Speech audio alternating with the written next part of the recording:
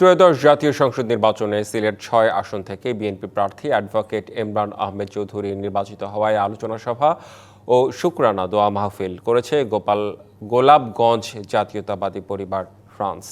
রাজধানীর প্যারিসের পার্শ্ববর্তী ওভারভিয়েলের লিগ্যাল এইড সেন্টারে আয়োজিত অনুষ্ঠানে সভাপতিত্ব করেন ফ্রান্স বিএনপি নেতা আলতাফুর রহমান এবং ভার্চুয়ালি প্রধান অতিথির বক্তব্য রাখেন নবনির্বাচিত এমপি ফ্রান্স যুবদলের সিনিয়র যুগ্ম সাধারণ সম্পাদক লাইক আহমেদ তালুকদার এবং সহ সাধারণ সম্পাদক এজাজ খানের সঞ্চালনায় অনুষ্ঠানে প্রধান বক্তা ছিলেন ফ্রান্স বিএনপির সাবেক যুগ্ম সাধারণ সম্পাদক জুনায়েদ আহমেদ এবং শুভেচ্ছা বক্তব্য রাখেন রুবেল আহমেদ।